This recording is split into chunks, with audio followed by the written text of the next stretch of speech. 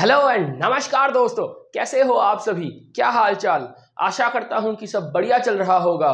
मैं हूं अर्पण चैटर्जी, आप सभी के दोस्त एंड होस्ट। स्वागत करता हूं आप सभी को आप सभी के प्यारे चैनल केमिस्ट्रियंस असेंबल में। और आज हम आयोनिक कंपाउंड में जो लैटिस एनर्जी है वो पढ़ेंगे। तो सुनना दोस्तों, सबसे पहले आयोनिक कंपाउंड जो होते हैं वो आयोनिक कंपाउंड एक मेटल होता है, एक नॉन मेटल होता है। मेटल इलेक्ट्रॉन छोड़ने के बाद कैटायन फॉर्म करता है और मेटल ने जो इलेक्ट्रॉन को छोड़ा, नॉन मेटल वही इलेक्ट्रॉन को पकड़ता है और एनायन की फॉर्मेशन करता है। वो कैटायन और एनायन अपने आप के साथ इलेक्ट्रोस्टैटिक अट्रैक्शन के द्वारा बनते हैं, वो एसोसिएट करते हैं और इलेक्ट्रोस्टैटिक अट्रैक्शन के द्वारा, कूलम्बिक अट्रैक्शन के द्वारा, एसोसिएशन फोर्स के द्वारा आयोनिक कंपाउंड बनाते हैं। और वो जो एसोसिएशन फोर्स बना उसको आप बोलते हो आयोनिक बॉन्ड, जो कि हमने पिछले दिन के लेक्चर में आप लोगों के सामने साझा किए थे। अब सुनना, जब ये कैटायन और एनायन अपने आप से जुड़ते हैं, मतलब जो आयोनिक कंपाउंड है वो आयोनिक कंपाउंड सॉलिड स्टेट में क्रिस्टल लैटिस के द्वारा रहते हैं। मतलब ionic compound in solid state present as crystal lattice. तो ये जो क्रिस्टल लैटिस है, ये लैटिस बनाने के लिए जो अट्रैक्शन फोर्स की आवश्यकता पड़ी, उसके लिए जो एनर्जी की लिबरेशन होती है उसको आप लैटिस एनर्जी बोलते हो। मतलब जो आप बोलोगे आयोनिक कंपाउंड फॉर्म होगा, मैं बोलूंगा हाँ सर आयोनिक कंपाउंड फॉर्म होगा। आयोनिक कंपाउंड फॉर्मेशन के समय में जब कैटायन और एनायन एक दूसरे के साथ भाया कूलम्बिक अट्रैक्शन एसोसिएट करते हैं, तब जो अट्रैक्शन फोर्स आता है, वो अट्रैक्शन फोर्स के लिए जो एनर्जी की लिबरेशन होती है उसको आप लैटिस एनर्जी बोलते हो। तो देखो, ये आयोनिक कंपाउंड सॉलिड स्टेट में क्रिस्टल लैटिस के द्वारा रहते हैं, एक्वास और मोल्टेन स्टेट में डिसोसिएट करते हैं अपने ओन कंस्टिट्यूएंट आयन में। मतलब जिस आयन से वो बनते हैं वो आयन में ये डिसोसिएट कर जाते हैं और लैटिस को आप इस तरीके से फॉर्मेशन में लिखते हो, जो कि लैटिस है वो 3D है। लैटिस इन 3D ऐसे दिखते हैं, लैटिस इन 3D ऐसे दिखते हैं। इसको ऑगस्टा ब्रेवेस ने आविष्कार की थी, इसलिए इसको ब्रेवेस लैटिस भी कहा जाता है। इसको एक बार नोट डाउन कर लो। उसके बाद देखो मैं बोलना क्या चाह रहा हूं, बहुत ध्यान से सुनना। ये लैटिस एनर्जी ये बहुत बहुत इंपॉर्टेंट है। अगर आप बोलोगे कि एक मेटल वो क्या बनाया, M+ मतलब कैटायन इन गैसियस स्टेट, एक नॉन मेटल ये क्या बनाया, X- इन गैसियस स्टेट। मतलब एक मेटल ये गैसियस कैटायन फॉर्म कर रहा है, एक नॉन मेटल एक गैसियस एनायन फॉर्म कर रहा है, और इसको आप 1 ग्राम इक्विवेलेंट के तौर पे ले रहे हो। इसको आप 1 ग्राम इक्विवेलेंट, एक फॉर्म्यूला ग्राम इसमें ले रहे हो, 1 ग्राम फॉर्म्यूला के तौर पे ले रहे हो। किसको, ये जो आप M+ गैस या X- गैस को ले रहे हो। मतलब जो मेटल है वो इलेक्ट्रॉन छोड़ने के बाद M+ फॉर्म करेगा, वो M+ को आप गैसियस स्टेट में पकड़ रहे हो, और वो नॉन मेटल जो था वो इलेक्ट्रॉन पकड़ने के बाद, मेटल इलेक्ट्रॉन छोड़ने के बाद M+ गैस फॉर्म कर रहा है, नॉन मेटल इलेक्ट्रॉन को पकड़ने के बाद X- गैस फॉर्म कर रहा है। और आप अमाउंट कितना ले रहे हो, 1 ग्राम इक्विवेलेंट या 1 gram formula amount of gaseous cation and gaseous anion. ये दोनों एक दूसरे से जब एसोसिएट करेंगे, ये दोनों एक दूसरे से जब एसोसिएटेड रहेंगे, तब ये क्रिस्टल लैटिस बनाएंगे। क्या बनाएंगे, क्रिस्टल लैटिस बनाएंगे। अब ये एसोसिएट करेंगे तो अट्रैक्शन फोर्स आएगा। क्या आएगा, ये एसोसिएट करेंगे तो फोर्स ऑफ अट्रैक्शन आएगा इन दोनों के बीच में। ये फोर्स ऑफ अट्रैक्शन आएगा तो लिबरेशन ऑफ एनर्जी भी होगी। लिबरेशन ऑफ एनर्जी हुई तो आप बोलोगे सर आयोनिक कंपाउंड रहते किसमें है, मैं बोलूंगा लैटिस में। तो आयोनिक कंपाउंड लैटिस बनाने के लिए जिस फोर्स ऑफ अट्रैक्शन से एसोसिएट हो रहे हैं उसके द्वारा जो एनर्जी की लिबरेशन हुई, इसी को आप बोलोगे लैटिस एनर्जी। क्या बोलोगे, लैटिस एनर्जी। मतलब मतलब तो साफ है मेरे दोस्तों कि आयोनिक कंपाउंड वो लैटिस के द्वारा, वो लैटिस के फॉर्म में रहते हैं इन सॉलिड स्टेट। तो आयोनिक कंपाउंड सॉलिड स्टेट में लैटिस बनाने के लिए उनका जो गैसियस कैटायन है, गैसियस एनायन है, वो एक दूसरे से जो फोर्स ऑफ अट्रैक्शन से एसोसिएट हो रहे हैं, उस फोर्स ऑफ अट्रैक्शन के लिए जितना एनर्जी की लिबरेशन हुई, जितना एनर्जी रिलीज हुआ, उसी को आप बोलते हो लैटिस एनर्जी। तो लिखो, तो gaseous cation from the metal, gaseous anion from the non metal, इसको आप 1 ग्राम फॉर्मूला मान लो या 1 ग्राम इक्विवेलेंट मान लो। तो ये लोग अपने आप में एसोसिएट करेंगे किसमें? Electrostatic attraction. ये जो फोर्स ऑफ अट्रैक्शन है क्या है? ये बोलोगे सर ये तो कूलम्बिक या इलेक्ट्रोस्टैटिक अट्रैक्शन है। क्या है? कूलम्बिक या इलेक्ट्रोस्टैटिक अट्रैक्शन है। तो अट्रैक्शन होगा तो अपने आप एनर्जी की लिबरेशन होने लगेगी। लिबरेशन ऑफ एनर्जी हुई तो उसी लिबरेशन ऑफ एनर्जी को आप क्या बोलोगे? Lattice energy. तो लैटिस एनर्जी को किस साइन से लिखते हो? यू से लिखते हो। किससे लिखते हो? यू से लिखते हो। तो देखो इसको नोट डाउन कर लो। अगर नोट डाउन करना हो गया, अब देखो मेरे दोस्तों, बहुत आसान टॉपिक है, बहुत आसान टॉपिक है, बहुत मजेदार है। ये जो लैटिस एनर्जी है ये कैसी प्रोसेस है? मान लो कि एक सिस्टम ए है। ए क्या है? इसको एक सिस्टम मान लो। ए एक सिस्टम है, इसका इनिशियल हीट H1 है। क्या है? इनिशियल हीट, इसका इनिशियल हीट H1 है। ये सिस्टम एनर्जी की लिबरेट कर रहा है, मतलब एनर्जी लिबरेट हो रहा है इस सिस्टम से। तो सिस्टम तो भाई साहब सिस्टम ही रहेगा, एनर्जी छोड़ दो फिर भी सिस्टम का नाम क्या है? ए ही पड़ेगा। मान लो एनर्जी लिबरेशन के बाद इसमें फाइनल हीट या टर्मिनल हीट, फाइनल या टर्मिनल हीट क्या होगा? H2। मान लो कि एक सिस्टम है जिसका इनिशियल हीट है H1। ये ए सिस्टम एनर्जी लिबरेट करने के बाद सिस्टम तो ए ही रहेगा, मतलब हीट क्या होगा? हीट घटेगा। तो H1 हीट छोड़ने के बाद, एनर्जी लिबरेशन के बाद H2 में पड़ेगा। तो H1 ज्यादा है H2 से। आप बोलोगे जी बिल्कुल है। तो चेंज ऑफ हीट कितना हुआ? चेंज ऑफ हीट कितना हुआ? आप बोलोगे फाइनल माइनस इनिशियल। अब बोलो H2 final, H1 initial. Final क्या है? फाइनल छोटा है, इनिशियल बड़ा है, तो ये नेगेटिव साइन लाएगा। क्या आएगा? Delta H equals to negative आएगा। डेल्टा H नेगेटिव मतलब ये एक्सोथर्मिक प्रोसेस है। क्या है? एक्सोथर्मिक प्रोसेस है। तो एनर्जी की लिबरेशन हुई तो वो प्रोसेस क्या है? एक्सोथर्मिक प्रोसेस है। तो लैटिस एनर्जी क्या है? ये एक एक्सोथर्मिक प्रोसेस है। लैटिस एनर्जी क्या है? ये एक एक्सोथर्मिक प्रोसेस है। और यू का वैल्यू ऑलवेज किस में आएगा? नेगेटिव में। किस में आएगा? नेगेटिव में। लिख लो, इसको नोट डाउन कर लो। ये थर्मोडायनामिक कंसेप्शन है। क्या है? ये थर्मोडायनामिक कंसेप्ट है लैटिस एनर्जी की। अगर नोट डाउन करना हो गया तो देखो, हटाए, आप बोलोगे जी बिल्कुल हटाइए। अब बहुत आसान सी एक चीज, इसको भी लिख लो अपने नोटबुक में। तो m plus gas plus x minus gas, ये दोनों क्या बनाएंगे? m plus x minus solid plus क्या होगा? एनर्जी की लिबरेशन होगी।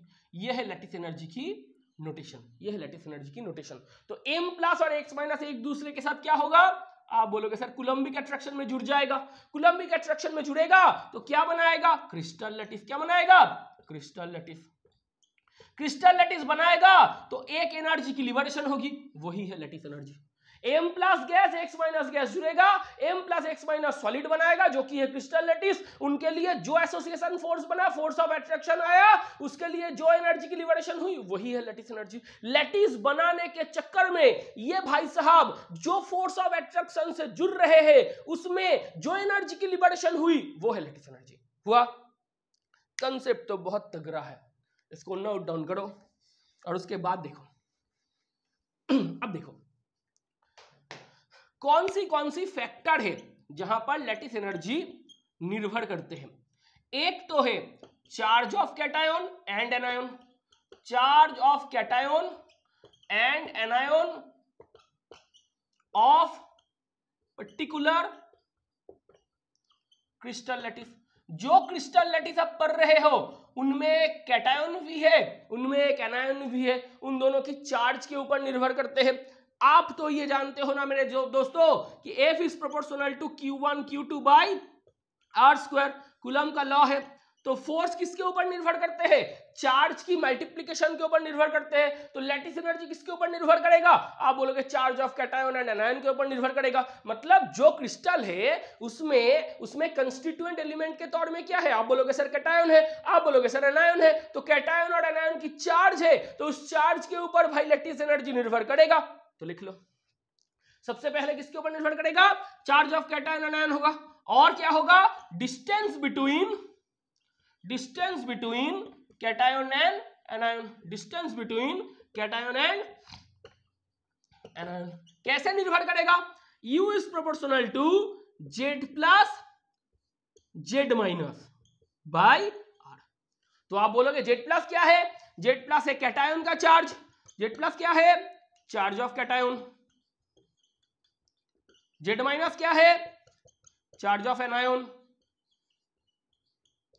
R क्या है? Charge of anion. R क्या है? Distance between cation and anion, distance between cation and anion. मतलब कैटायन एंड एनायन के बीच में जो इंटरमॉलिक्यूलर डिस्टेंस है, इंटर आयनिक डिस्टेंस है, वो है डिस्टेंस। मतलब आप बोलोगे कि कैटायन और एनायन की चार्ज अगर बढ़ेगा तो उन दोनों के बीच में अट्रैक्शन फोर्स बढ़ेगा, अट्रैक्शन फोर्स बढ़ेगा तो लिबरेशन ऑफ एनर्जी बढ़ेगी, लिबरेशन ऑफ एनर्जी बढ़ेगा तो उसी का नाम भाई क्या है? Lattice energy. तो लैटिस एनर्जी बढ़ेगी। और जो कैटायन और एनायन ये अगर एक दूसरे से दूर चले गए तो उन दोनों के बीच में फोर्स ऑफ अट्रैक्शन घट जाएगा, फोर्स ऑफ अट्रैक्शन घटेगा तो एसोसिएशन फोर्स घटेगा, अट्रैक्शन घटी तो लिबरेशन ऑफ एनर्जी घटेगा, लिबरेशन ऑफ एनर्जी घटेगा तो लैटिस एनर्जी भी घटेगा। ध्यान से लिख लो इसको, ध्यान से लिख लो इसको।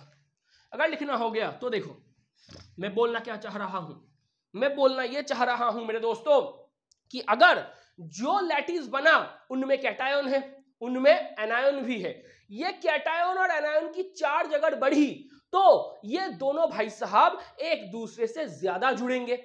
ये दोनों भाई साहब अगर एक दूसरे से ज्यादा जुड़ने लगे तो दोनों के बीच में फोर्स ऑफ अट्रैक्शन बढ़ेगा, दोनों के बीच में फोर्स ऑफ अट्रैक्शन बढ़ी तो अट्रैक्शन बढ़ेगा तो लिबरेशन ऑफ एनर्जी भी बढ़ेगी, लिबरेशन ऑफ एनर्जी बढ़ेगा तो उसी का नाम क्या है? Lattice energy.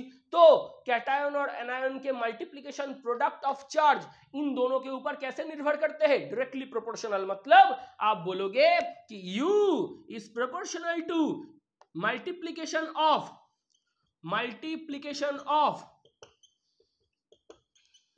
Charge of cation and anion. मतलब जो कैटायन और एनायन है इन दोनों की चार्ज की मल्टीप्लिकेशन के ऊपर डायरेक्टली प्रोपोर्शनल है। और यही U क्या है? Distance between cation and anion इनके ऊपर इनवर्सली प्रोपोर्शनल रिलेशनशिप से बंधा है। मतलब अगर कैटायन और एनायन एक दूसरे से दूर जा गए, एक दूसरे से दूर चले गए तो कैटायन और एनायन के बीच का जो फोर्स है, फोर्स ऑफ अट्रैक्शन है, वो घटेगा। मतलब जो लैटिस है उस लैटिस में जो कैटायन और एनायन है वो अगर एक दूसरे से दूर चले गए, दोनों के बीच का इंटर न्यूक्लियर डिस्टेंस बढ़ गया, इंटर आयोनिक डिस्टेंस बढ़ गया तो दोनों से दूर जाएंगे तो फोर्स ऑफ अट्रैक्शन घटेगा, फोर्स ऑफ अट्रैक्शन घटेगा तो अट्रैक्शन घटी तो लैटिस एनर्जी। मतलब अट्रैक्शन घटी तो लिबरेशन ऑफ एनर्जी भी घटेगा, लिबरेशन ऑफ एनर्जी घटेगा तो लैटिस एनर्जी घटेगा। बोल सकते हो, इसको भी नोट डाउन कर लो, ये फैक्टर है, लैटिस एनर्जी ये सब फैक्टर के ऊपर निर्भर करते हैं। एक एग्जांपल कर लो, एक एग्जांपल कर लो, 2-4 ठो एग्जांपल भी कर लो ध्यान से, बहुत बहुत इंपॉर्टेंट है। क्या क्या इंपॉर्टेंट एग्जांपल आप इधर से उठा सकते हो? देखो, LiF, NaF, KF, RBF, क्या है ये है lithium fluoride, sodium fluoride, potassium fluoride, rubidium fluoride. देखो एक बार, इन सब में क्या है Li plus F minus, Na plus F minus, K plus F minus, Rb plus F minus, है ना। Lithium fluoride, sodium fluoride, potassium fluoride, rubidium fluoride. अब देखो एक बात इधर से बहुत ध्यान से देखो, एनायन सबका सेम है, एनायन से उत्तर नहीं मिलेगा आपको। कैटायन सबका डिफरेंट है, मगर कैटायन की चार्ज सबका सेम है। तो इधर में एनायन क्या है, एनायन सब में फ्लूराइड है। क्या है, फ्लूराइड है। चार्ज ऑफ कैटायन सब में, चार्ज ऑफ कैटायन सब में +1 है। तो आप ना तो एनायन से सेपरेट कर सकते हो, ना तो चार्ज ऑफ कैटायन से सेपरेट कर सकते हो। किससे सेपरेट करोगे, रेडियस ऑफ कैटायन से। किससे, रेडियस ऑफ कैटायन से सेपरेट करो। तो देखो ऊपर से नीचे तक रेडियस ऑफ कैटायन बढ़ रहा है, तो lithium plus sodium plus potassium plus Rb plus rubidium plus, इधर से इधर तक रेडियस की बढ़ोतरी हुई। रेडियस बढ़ेगा तो इंटरमोलिकुलर डिस्टेंस भी बढ़ेगा, इंटरन्यूक्लियर डिस्टेंस भी बढ़ेगा, तो फोर्स ऑफ अट्रैक्शन घटेगा। फोर्स ऑफ अट्रैक्शन घटेगा तो आप बोलोगे भाई साहब लिबरेशन ऑफ एनर्जी घटेगा। लिबरेशन ऑफ एनर्जी घटी, ये लिबरेशन ऑफ एनर्जी की ही क्या नाम थी, आप बोलोगे सर रेडियस बढ़ेगा, F is proportional to 1/r², F is proportional to 1/r²। तो अगर रेडियस बढ़ा तो फोर्स ऑफ अट्रैक्शन घटेगा, फोर्स ऑफ अट्रैक्शन घटेगा तो लिबरेशन ऑफ एनर्जी भी घटेगा, ये लिबरेशन ऑफ एनर्जी घटी तो लैटिस एनर्जी भी घटेगा, लैटिस एनर्जी भी घटेगा। तो क्या होगा, आपको अगर बोला जाए तो क्या होगा, सबसे पहले आएगा लिथियम फ्लोराइड, उसके बाद आएगा सोडियम फ्लोराइड, उसके बाद आएगा पोटेशियम फ्लोराइड, उसके बाद आएगा रुबिडियम फ्लोराइड। अगर आपको बोलने के लिए, ऑर्डर सजाने के लिए बोले तो ये है ऑर्डर, लिख लो ये है ऑर्डर। और एक करे same to same, same to same कर लो एक बार। क्या बनाओगे, बहुत बहुत इंपॉर्टेंट है, इसको भी देखो। LiF, LiCl, LiBr, LiI, ये दूसरा है, ये दूसरा वाला क्वेश्चन है, ये दूसरा वाला क्वेश्चन है, इसको भी कर लो। क्या होगा देखो, इधर कैटायन के तौर में क्या है, ये पहला वाला सवाल था, पहला वाला सवाल का ऑर्डर ये बना था।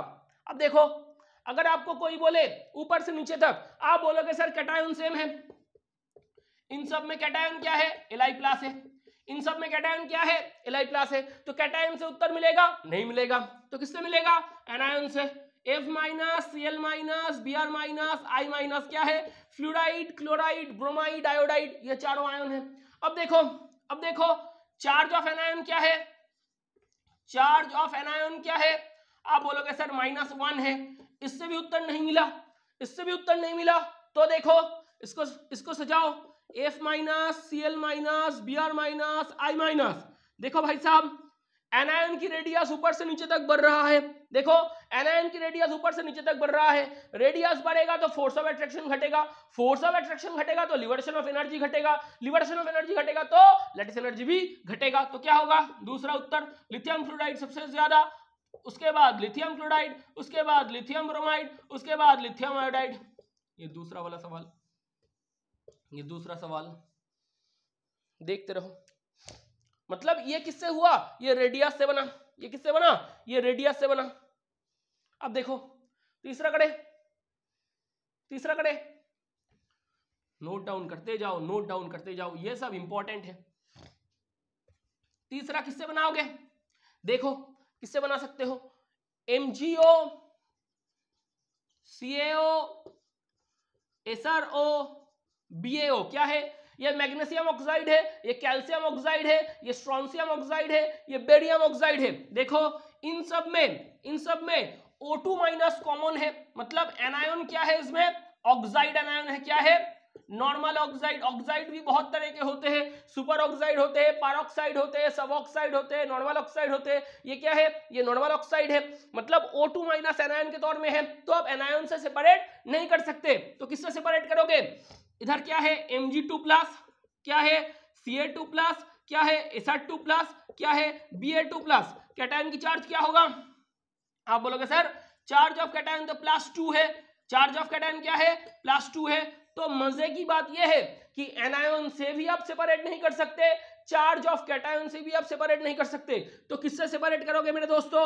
आप बोलोगे सर हमारे पास तो कुछ नहीं बचा चिट्ठा, हमारे पास बचा है सिर्फ रेडियस, हम रेडियस से काम चला लेंगे। ऊपर से नीचे तक जाओगे तो रेडियस बढ़ेगा, ग्रुप में ऊपर से नीचे तक जाओगे तो रेडियस बढ़ेगा, रेडियस बढ़ेगा तो फोर्स ऑफ अट्रैक्शन घटेगी, फोर्स ऑफ अट्रैक्शन घटेगा तो लिबरेशन ऑफ एनर्जी भी घटेगी। लिबरेशन ऑफ एनर्जी की दूसरी नाम क्या है? लिबरेशन ऑफ एनर्जी घटेगी तो उसकी दूसरी नाम लैटिस एनर्जी है। तो भाई साहब लैटिस एनर्जी भी घटेगी, लैटिस एनर्जी भी घटेगी, मतलब यू घट रहा है, मतलब यू घट रहा है। तो क्या होगा?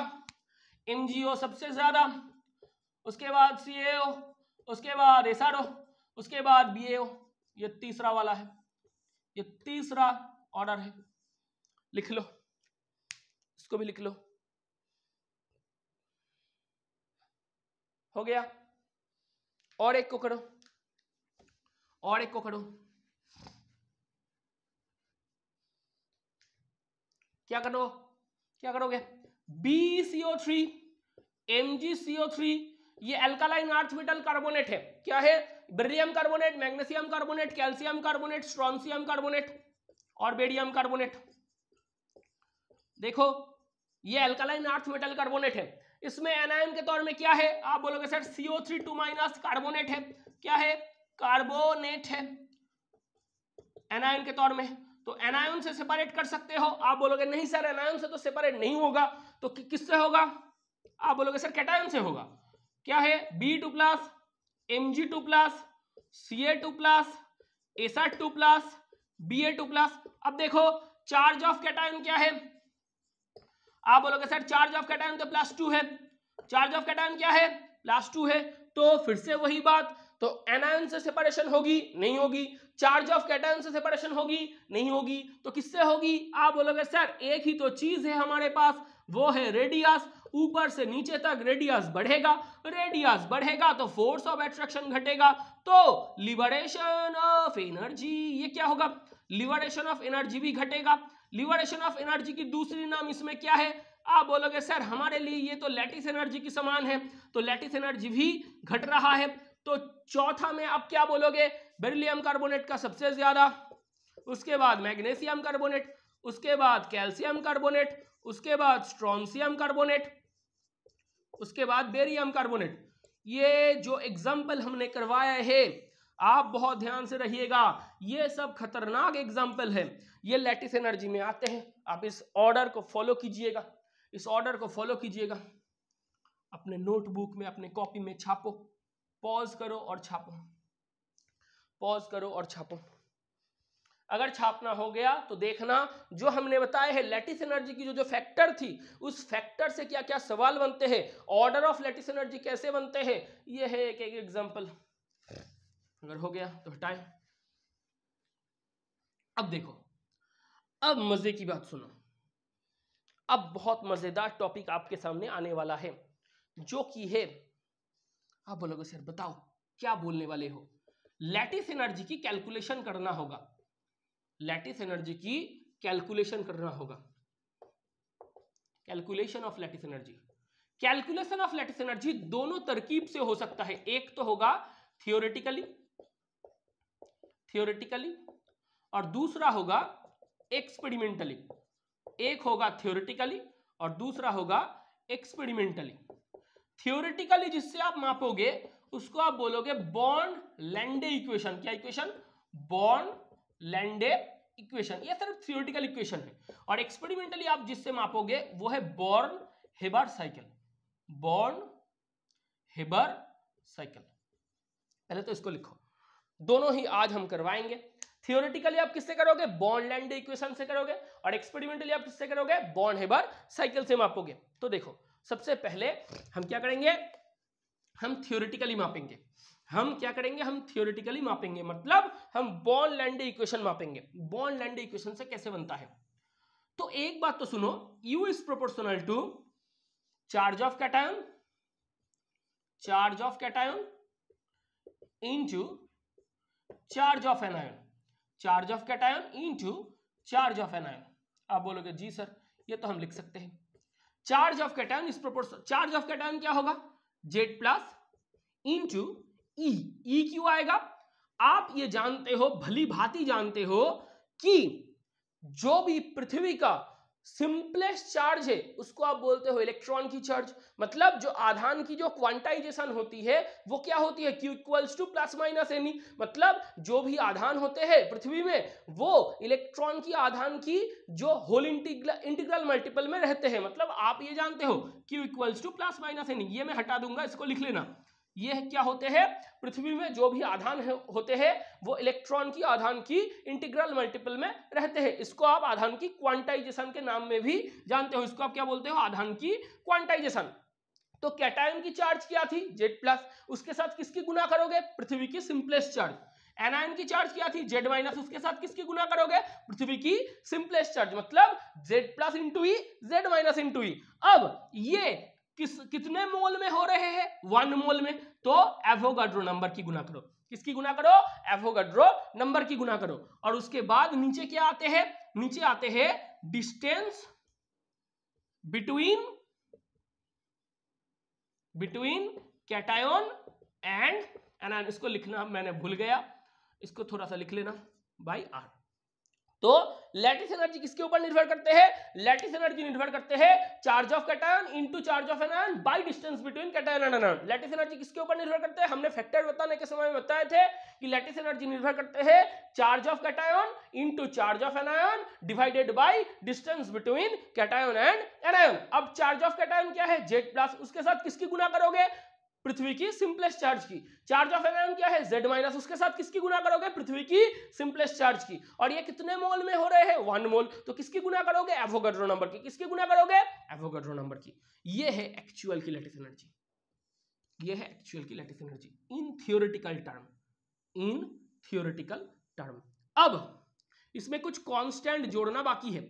एक बात को सुनना, बहुत ध्यान से सुनना। लैटिस एनर्जी की साइन क्या होते हैं, मैंने बताया एक्सोथर्मिक प्रोसेस है।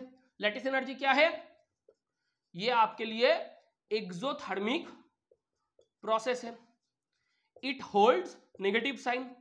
कौन सी साइन होगा, नेगेटिव साइन। तो यू के सामने क्या आएंगे, नेगेटिव। ये प्रोपोर्शनल को उठाना होगा तो कांस्टेंट लाना होगा, A into Z plus E Z minus E N A Avogadro number by R into 1 minus 1 by N. ये ए कांस्टेंट है, ये एन कांस्टेंट है। मतलब इधर 2 कांस्टेंट आए प्रोपोर्शनलिटी कांस्टेंट के दौर में। एक है ए, इसको आप बोलोगे मेडलुम कांस्टेंट, एक है एन, इसको आप बोलोगे बॉर्न एक्सपोनेंट। क्या बोलोगे, बॉर्न एक्सपोनेंट। ए क्या है, ए है मेडलुम कांस्टेंट, एन है बॉर्न एक्सपोनेंट। जेड प्लस क्या है, कैटायन की चार्ज, ई क्या है, पृथ्वी की सिंपलेस्ट चार्ज। जेड माइनस क्या है, एनायन की चार्ज, ई क्या है, पृथ्वी की सिंपलेस्ट चार्ज। एन क्या है, एवोगाड्रो नंबर, क्योंकि 1 मोल के लिए कर रहे हो, 1 ग्राम इक्विवेलेंट के लिए कर रहे हो, 1 ग्राम फॉर्मूला वेट के लिए कर रहे हो, डिवाइडेड बाय कैटायन और एनायन के बीच का डिस्टेंस जो कि है आर। इसको आप बोलते हो बॉर्न लैंड इक्वेशन। इसको लिख लेना, इसको लिख लेना। ए क्या है, मेडेलुम कांस्टेंट, क्या है, मेडेलुम कांस्टेंट। एन क्या है, बॉर्न एक्सपोनेंट, क्या है, बॉर्न एक्सपोनेंट। जेड प्लस क्या है, Z plus E charge of cation, क्या है, charge of cation. Z minus E ये क्या है, charge of anion. N A क्या है, एवोगाड्रो नंबर, एवोगाड्रो नंबर। इसको नोट डाउन करना। और आर क्या है, इधर अगर लिखना हो, आर क्या है, distance between cation and anion, distance between cation and anion. लिखो, ये पूरा क्या है, ये पूरा है बॉर्न लैंडे इक्वेशन। इससे आप थियोरेटिकली लैटिस एनर्जी की कैलकुलेशन कर सकते हो। इसको हटाएं। तो ये क्या है, आपने बोला सर ये लैटिस एनर्जी कैलकुलेशन की थ्योरेटिकल प्रोसेस है। क्या है, ये थ्योरेटिकल प्रोसेस है। अब लिखो एक्सपेरिमेंटली, मतलब दूसरा एक्सपेरिमेंटल। एक्सपेरिमेंटल से क्या कैसे करोगे, आप बोलोगे सर ये सबसे इंपॉर्टेंट है, Born Haber cycle. Born Haber cycle. ध्यान से करना, मान लो कि Na सॉलिड है, आपने हाफ Cl2 गैस लिया है। क्या लिया है? Half Cl2 gas. ये ऐसे करोगे तो NaCl सॉलिड की उत्पत्ति होगी, ऐसे करोगे तो NaCl सॉलिड की उत्पत्ति होगी। Na solid half Cl2 gas से बनाओगे तो NaCl सॉलिड की उत्पत्ति होगी। इसको आप बोलोगे delta HF, heat of formation. मतलब ये दोनों एक दूसरे से जुड़कर NaCl फॉर्मेशन हो रहा है, तो जिस हीट की लिबरेशन हुई उसको आप बोलोगे हीट ऑफ फॉर्मेशन। मतलब फॉर्मेशन हो रहा है, इसलिए जिस हीट की लिबरेशन हो रहा है उसको आप बोलोगे हीट ऑफ फॉर्मेशन। ये दोनों एक दूसरे से जुड़ने के बाद, एसोसिएट होने के बाद NaCl की उत्पत्ति हुई, तो NaCl फॉर्मेशन हुआ। फॉर्मेशन हुआ तो एट्रैक्शन होगा, एट्रैक्शन होगा तो लिबरेशन ऑफ एनर्जी भी होगी। लिबरेशन ऑफ एनर्जी होगा तो आप बोलोगे भाई साहब तो हीट की लिबरेशन ऑफ एनर्जी हुई, तो ये क्या होगा? डेल्टा HF क्या है? Heat of formation. तो ये एक्सोथर्मिक प्रोसेस भी है। Na सॉलिड से आप Na गैस बनाओ तो आप क्या बोलोगे? सॉलिड से गैस बनाओगे तो डेल्टा HS, ये है हीट ऑफ सब्लिमेशन। क्या है? इसको लिखते जाना, डेल्टा H फॉर्मेशन, ये क्या है? Delta H sublimation. क्या है? Delta H sublimation. Na gas से क्या बनाओगे? Na प्लस गैस बनाओ। गैसियस एटॉम से गैसियस कैटायन बनाने के लिए जिसकी आवश्यकता है उसको आप बोलते हो IP या IE, मतलब आयोनाइजेशन पोटेंशियल या आयोनाइजेशन एनर्जी। क्या बोलते हो? IP या IE, आयोनाइजेशन पोटेंशियल या आयोनाइजेशन एनर्जी। मतलब गैसियस एटॉम की आउटर मोस्ट ऑर्बिटल से एक इलेक्ट्रॉन को न्यूक्लियस की अट्रैक्शन से सेपरेट करने के बाद उसको इनफाइनाइट डिस्टेंस में भेजने के लिए जितना मिनिमम एनर्जी रिक्वायरमेंट है उसको आप बोलते हो आयोनाइजेशन पोटेंशियल। गैसियस एटॉम की आउटर मोस्ट ऑर्बिटल इलेक्ट्रॉन को न्यूक्लियस की अट्रैक्शन से सेपरेट करने के बाद उसको इनफाइनाइट डिस्टेंस में भेजने के लिए और उस गैसियस एटॉम को यूनिपॉजिटिव गैसियस कैटायन में परिवर्तन करने के लिए जितना मिनिमम एनर्जी रिक्वायरमेंट है उसको आप बोलते हो IP आयोनाइजेशन पोटेंशियल या IE ionisation energy. Half Cl2 gas से Cl गैस बनाओ। क्या बनाओगे? हाफ Cl2 गैस से Cl गैस बनाओ। इसको आप क्या बोलते हो? Delta H dissociation. क्या बोलते हो? Delta H dissociation. और इसके आगे क्या लिख दो? एक हाफ लिख दो, हाफ डेल्टा H डिसोसिएशन। क्यों हाफ है? तो हाफ डेल्टा H डिसोसिएशन मतलब ये क्या? ये एक मॉलिक्यूल है। Cl2 क्या है? Cl2 एक मॉलिक्यूल है। Cl क्या है? एक एटॉम है। तो मॉलिक्यूल से एटॉम की उत्पत्ति करोगे तो डिसोसिएट करना होगा, तो उसके लिए जो हीट लगेगा उसको आप बोलोगे हीट ऑफ डिसोसिएशन। क्या बोलोगे? Heat of dissociation. तो Cl गैस से Cl माइनस गैस बनाओ। Cl गैस से Cl माइनस गैस बनाओ मतलब इनफाइनाइट डिस्टेंस से एक इलेक्ट्रॉन को लेके आओ और एटॉम की आउटर मोस्ट ऑर्बिटल में बैठाओ। तो एटॉम की आउटर मोस्ट ऑर्बिटल में अगर एक इनफाइनाइट डिस्टेंस से इलेक्ट्रॉन आके बैठेगा तो उस इलेक्ट्रॉन को उस एटॉम की न्यूक्लियस के द्वारा फोर्स ऑफ अट्रैक्शन फील होगा, उससे जो एनर्जी की लिबरेशन होगी उसको आप बोलोगे इलेक्ट्रॉन एफिनिटी। क्या बोलोगे? Electron affinity. क्या बोलोगे? इलेक्ट्रॉन एफिनिटी लिख सकते हो। मतलब ये क्या है? ये गैसियस एटॉम है, एक गैसियस एटॉम है, उसको इनफाइनाइट डिस्टेंस से एक इलेक्ट्रॉन को लेके आओ, इनफाइनाइट डिस्टेंस से इलेक्ट्रॉन को लेके आके उस एटॉम की आउटर मोस्ट ऑर्बिटल में बैठाओ।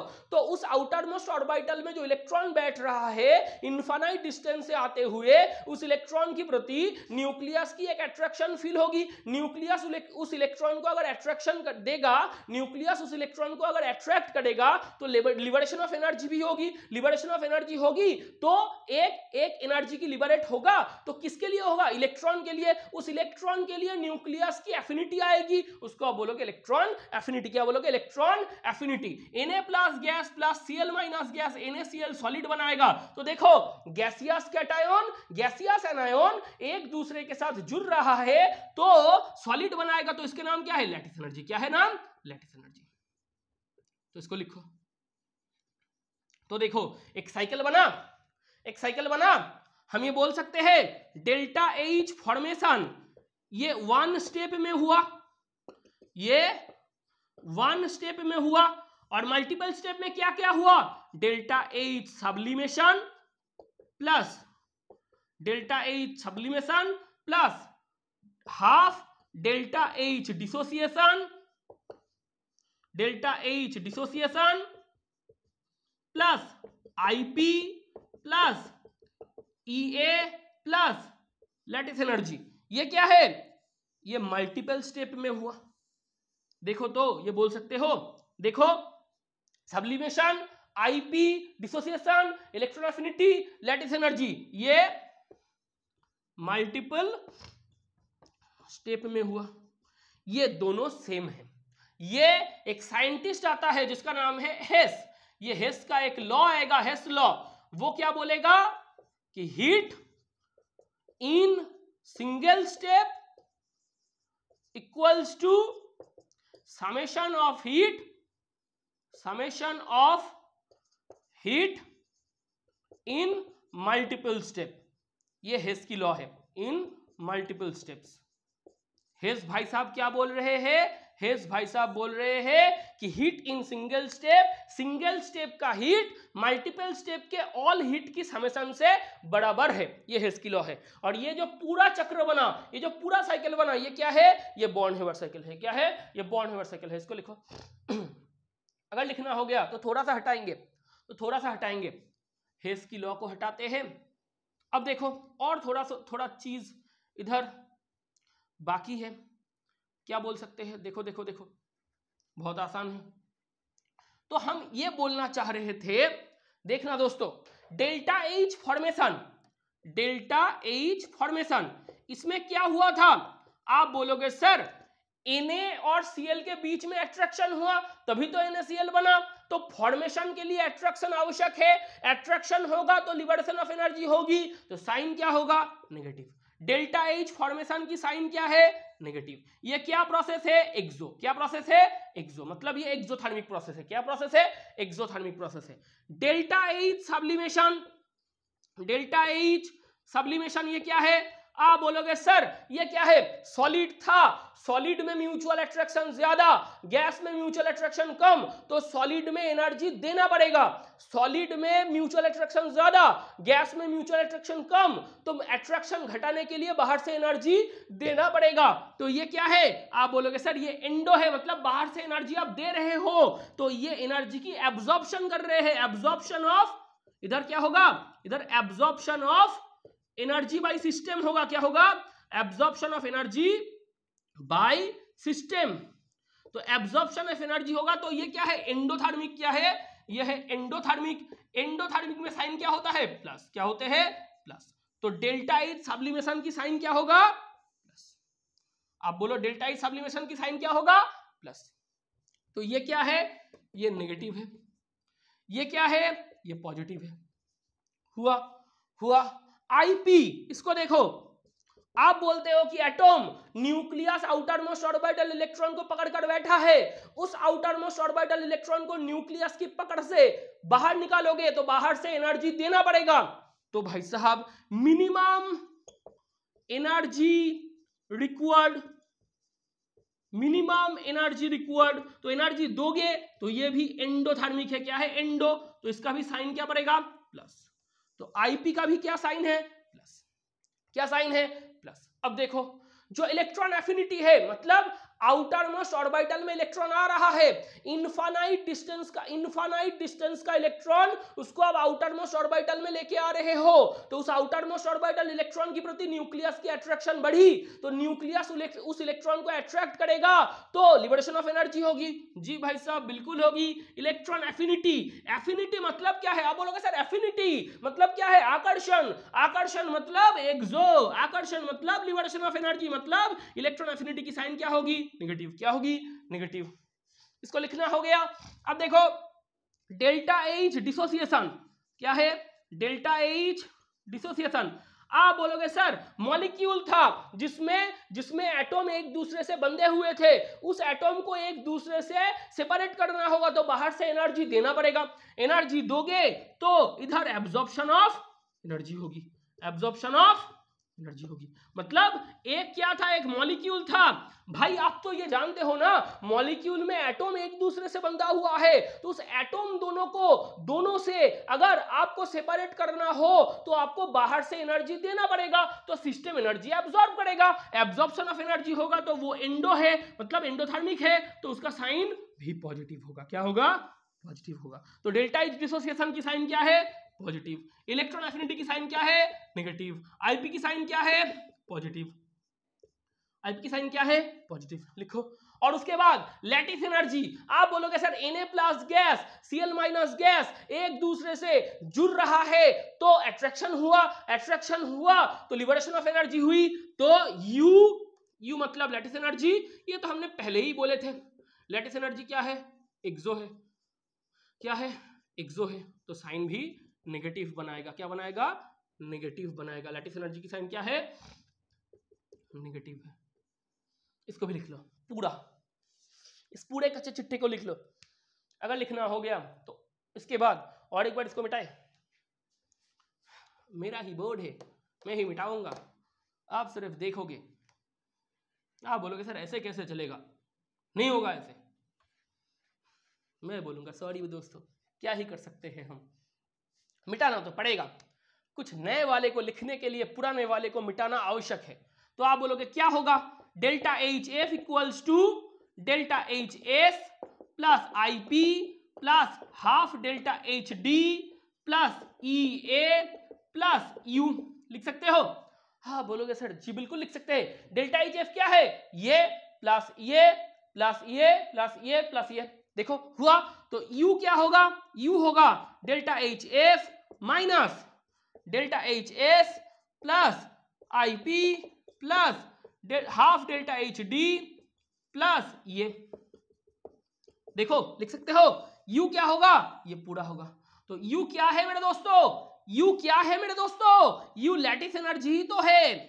यू लैटिस एनर्जी ही तो है। अब आप बोलोगे कि हीट ऑफ फॉर्मेशन आप लेबोरेटरी में एक्सपेरिमेंट नहीं करोगे तो क्या डेल्टा एच एफ निकलेगा, तो क्या इलेक्ट्रॉन एफिनिटी निकलेगा, तो क्या आईपी निकलेगा, तो क्या हीट ऑफ डिसोसिएशन निकलेगा, तो क्या इलेक्ट्रॉन एफिनिटी आएगा। मतलब ये जो भी हमने क्वांटिटी लिखे हैं वो आप delta H formation, heat of formation बोलो, वो आप हीट ऑफ सब्लिमेशन बोलो। थोड़ा सा मिट गया, सॉरी, कुछ भी बोलो, ये जो भी हमने इधर लिखे हैं बोर्ड में, ये heat of formation, heat of sublimation, ionisation potential, heat of dissociation, electron affinity, अगर आप खुलेआम एक्सपेरिमेंट नहीं करोगे तो ये क्वांटिटी को आप कभी निकल नहीं सकते, कत्ते निकल नहीं सकते। अगर आप इसको निकाल नहीं सकते तो लैटिस एनर्जी की भी कैलकुलेशन इधर से पॉसिबल है ही नहीं। तो ये पूरा एक्सपेरिमेंट के ऊपर निर्भर करते हैं, पूरा एक्सपेरिमेंट के ऊपर निर्भर करते हैं। इसको हटाए तो हो गया बॉर्न हिबर साइकिल। और एक छोटा सा टॉपिक है, लिखो सिग्निफिकेंस ऑफ लैटिस एनर्जी क्या है। आप बोलोगे सर क्या है? Significance of lattice energy. जी बिल्कुल, इसको भी पढ़ लो। लैटिस एनर्जी की साइन क्या होते हैं? नेगेटिव। अगर नेगेटिव हुआ तो ये क्या है? एक्सोथर्मिक प्रोसेस है। क्या है ये? एक्सोथर्मिक प्रोसेस है। एक्सोथर्मिक प्रोसेस है तो इधर क्या होते हैं? Liberation of energy. क्या होते हैं? Liberation of energy. Liberation of energy कब होते हैं? जब फोर्स ऑफ एट्रैक्शन होते हैं। जब फोर्स ऑफ एट्रैक्शन होते हैं। फोर्स ऑफ एट्रैक्शन, अब देखो लैटिस एनर्जी की वैल्यू होती है negative. Exothermic process, liberation of energy, force of attraction. तो आप बोलोगे इसका वैल्यू जितना ज्यादा नेगेटिव होगा तो फोर्स ऑफ एट्रैक्शन भी ज्यादा होगा। फोर्स ऑफ एट्रैक्शन ज्यादा होगा तो स्टेबिलिटी ऑफ लैटिस भी बढ़ेगा। स्टेबिलिटी ऑफ लैटिस भी बढ़ेगा। तो अगर आपको कोई बोले किसी भी लैटिस की स्टेबिलिटी किसके ऊपर निर्भर करते हैं? यू की नेगेटिव वैल्यू के ऊपर निर्भर करते हैं। तो स्टेबिलिटी ऑफ लैटिस कब बढ़ेगा? Force of attraction. मतलब लैटिस के अंदर जो कंस्टिट्यूएंट एलिमेंट बैठे हैं उनमें अगर फोर्स ऑफ एट्रैक्शन ज्यादा हुआ तो वो एक दूसरे से ज्यादा बांध के रहेंगे, तो लैटिस की स्टेबिलिटी बढ़ेगा। तो स्टेबिलिटी ऑफ लैटिस किसके ऊपर निर्भर कर रहे हैं? फोर्स ऑफ एट्रैक्शन के ऊपर। फोर्स ऑफ एट्रैक्शन बढ़ेगा तो लिबरेशन ऑफ एनर्जी बढ़ेगा। लिबरेशन ऑफ एनर्जी बढ़ेगा तो यू ज्यादा नेगेटिव होंगे। तो तो इसको लिख लेना। तो स्टेबिलिटी ऑफ लैटिस भी हमने इधर से बता दिए हैं। तो ये है आप लोगों के लिए लैटिस एनर्जी की पूरा वीडियो। इससे बाहर कोई क्वेश्चन नहीं आएगा, इससे बाहर कोई सवाल नहीं आएगा। तो मेरे दोस्तों बहुत बहुत ध्यान से पढ़ते रहिएगा और इसी के साथ साथ आज के लिए जय हिंद और अलविदा।